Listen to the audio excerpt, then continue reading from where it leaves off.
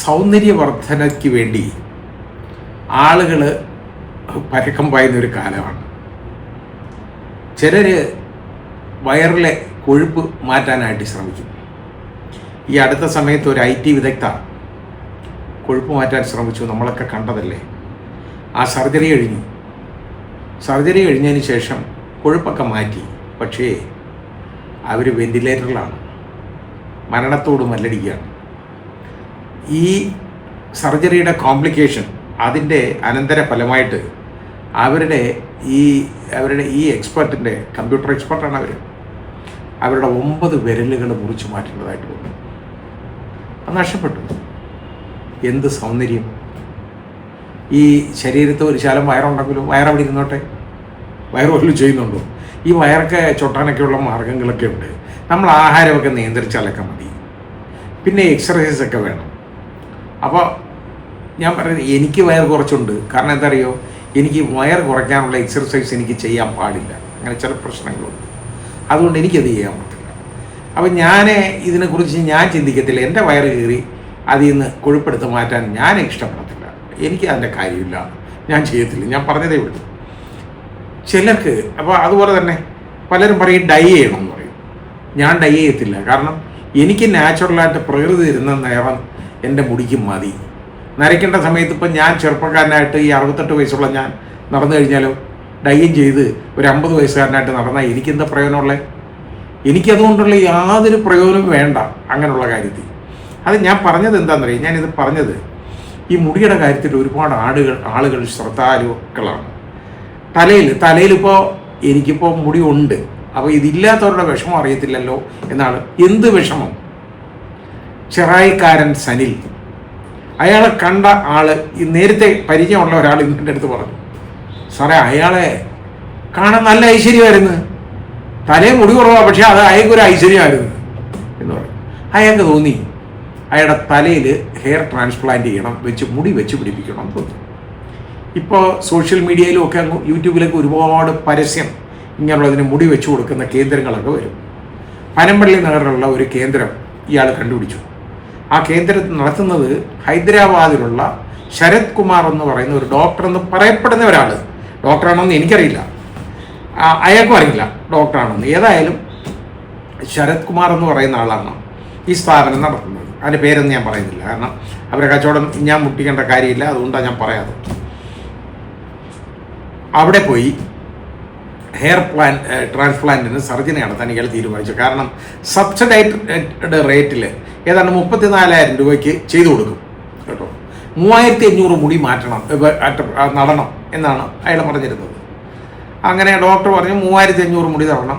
അങ്ങനെ പോയി ശസ്ത്രക്രിയ ചെയ്ത് പോയി ആ മുടിയൊക്കെ നട്ടു ഇയാൾ വീട്ടിൽ വന്നപ്പോൾ മുതൽ ഇയാൾക്ക് അതിഭയങ്കരമായ വേദന തലയിൽ. എന്ത് ചെയ്യണമെന്ന് അറിയാൻ വയ്യ. അങ്ങനെ ഓടി നടപ്പായി, ഒന്നും ചെയ്യാൻ വയ്യ. കുളിക്കാനൊന്നും പാടില്ല, കാരണം കുറച്ച് നാളത്തേക്ക് വെള്ളം ഇതിൽ തൊടാൻ പാടില്ല. അങ്ങനെ അയാൾ അങ്ങ് വളരെ കഷ്ടപ്പെട്ട് വേദന സഹിക്കമായ വേദന സംഹാരികൾ ഒരുപാട് കഴിച്ചിട്ടൊന്നും ഇത് കുറയുന്നില്ല. ഒരു 3 ദിവസം ആയപ്പോഴത്തേക്ക് വലിയ നീരായി മുഖം മുഴുവൻ, തലയിലും. അപ്പോൾ ഇയാളെ വിളിച്ചപ്പോൾ അയാൾ ഒരു സ്മൈലിയൊക്കെ അയച്ചിട്ട് ഇതിങ്ങനെയൊക്കെ തന്നെയാണ്, അതെല്ലാം റെഡി ആയിക്കോളും എന്ന് പറഞ്ഞു കൊടുത്തു. ഈ പാവം അതും വിശ്വസിച്ച് ഒരു 2-3 ദിവസം കൂടെ തള്ളി നീക്കി. കഷ്ടപ്പെട്ടാണ്, അതിഭയങ്കരമായ വേദനയാണ്. അവസാനം തലയിൽ നിന്ന് പഴുപ്പ് ഒലിച്ചു വരാൻ തുടങ്ങി. ഒരു മാർഗവുമില്ല. അങ്ങനെ ഒരു നിവൃത്തിയും ഇല്ലാതായപ്പോൾ വീണ്ടും ഇയാളെ വിളിച്ചപ്പോഴൊന്നും വേണ്ട വിധത്തിലൊന്നും റെസ്പോണ്ട് ചെയ്യുന്നില്ല. അയാൾ ഓരോ മരുന്നൊക്കെ പറഞ്ഞു കൊടുക്കും, അയാൾക്ക് എന്തെങ്കിലുമൊക്കെ അയാൾ പറഞ്ഞു കൊടുക്കും. അതുമൊക്കെ ഇയാൾ വാങ്ങിച്ച് കഴിച്ചു നോക്കിയിട്ട് ഒരു രക്ഷയില്ല. അങ്ങനെ അയാൾ അവസാനം പിന്നെ ലിസി ഹോസ്പിറ്റലിൽ പോയി. അവിടെ ഇയാൾക്ക് 8 സർജറികളാണ് ആദ്യം. ഏതാണ്ട് 21 ദിവസം അവിടെ കിടന്നു. 8 സർജറികൾ നടത്തി. എന്തോ സർജറി എന്നറിയാം. അവർ കണ്ടുപിടിച്ചത് ഒരു ബാക്ടീരിയ ഉണ്ട്, നമ്മുടെ മനുഷ്യ മാംസം ഭക്ഷിക്കുന്ന ഒരു ബാക്ടീരിയ. ആ ബാക്ടീരിയൽ ഇൻഫെക്ഷനാണ് ഇയാൾക്ക് വന്നേക്കുന്നത്. കാരണം ഇത് വേണ്ട വിധത്തിൽ പരിപാലിക്കാത്ത തിയേറ്ററുകൾ പോലുള്ള സ്ഥലത്തൊക്കെ വെച്ചായിരിക്കും ഇത് നടത്തിയേക്കുന്നത്. അതിനുപയോഗിച്ചിരിക്കുന്ന ഇംപ്ലിമെൻറ്റ്സ് ഒക്കെ ഉണ്ടല്ലോ, അതിനകത്ത് അതൊന്നും വേണ്ട വിധത്തിൽ സ്റ്റെറിലൈസ് ചെയ്യാത്തതായിരിക്കും. ഏതായാലും ഈ ബാക്ടീരിയ ഇങ്ങനെയുള്ളത് എല്ലാം കാണും. കടന്നു കൂടിയിട്ടാണ് ഇയാളുടെ തലയിലെ തൊലി മുഴുവൻ അത് ഭക്ഷിച്ചു, മാംസം മുഴുവൻ ഭക്ഷിച്ചു. അവസാനം ഇയാൾക്ക് തലയോട്ടി മാത്രം വെളിയിൽ കാണുകയാണ്. അത് മറയ്ക്കാൻ ഈ പാവത്തിൻ്റെ ഈ തുടയിലെ ഒരുപാട് മാംസം, അത് ഒരുപാട് ഭാഗം എടുത്ത് ഏതാണ്ട് ഒരു അത് കാണാം, അത് അയാൾ കാണിക്കുന്നുണ്ട്. അത് ഏതാണ്ട് 5-8 സ്ഥലത്തുനിന്ന് എടുത്തിട്ട് അത് വെച്ച് പിടിപ്പിച്ചു. അങ്ങനെ 8 സർജറി കഴിഞ്ഞു. അത് കഴിഞ്ഞിട്ട് വീണ്ടും 5 സർജറിയും കൂടെ ചെയ്തു. അങ്ങനെ 13 സർജറി ചെയ്ത് കഴിഞ്ഞു. 13 സർജറി ചെയ്തപ്പോൾ ഇനി ഒരു 1/3 ഭാഗം തലയോട്ടി വെളിയിൽ കാണുന്നുമുണ്ട്, മാംസവും തൊലിയൊന്നുമില്ല.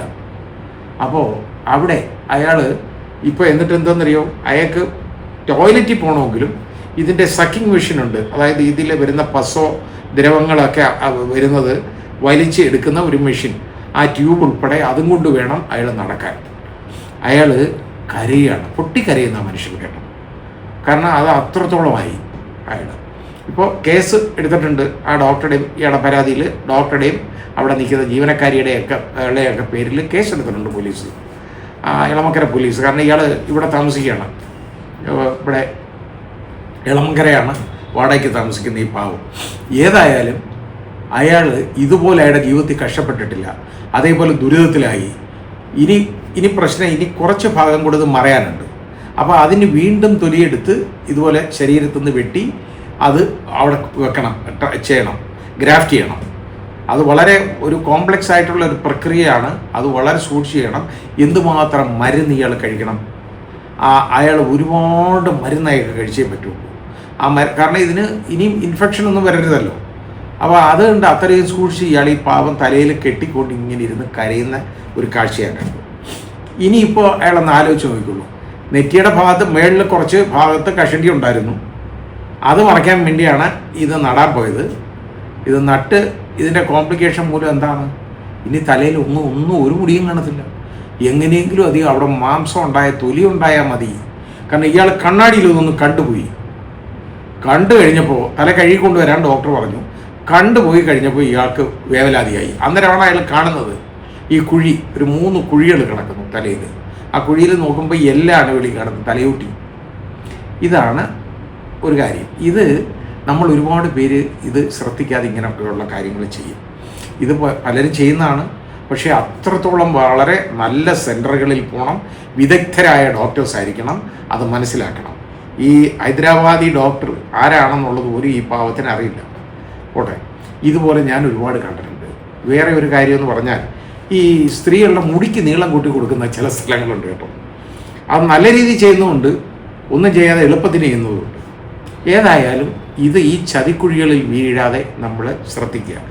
നമുക്ക് ഈ സൗന്ദര്യം പ്രകൃതി തരുന്ന സൗന്ദര്യം പോലെ ഈ രീതിയിലാണ് സൗന്ദര്യം വർദ്ധിപ്പിക്കാൻ പോയിട്ട് ഒരുപാട് അപകടങ്ങളിൽ ആളുകൾ ചെന്നപ്പെടുന്നത്. എല്ലാവരും ജാഗരൂകരായിരിക്കണം, ശ്രദ്ധിക്കണം. നമുക്കുള്ള സൗന്ദര്യം മതിയെന്നേ.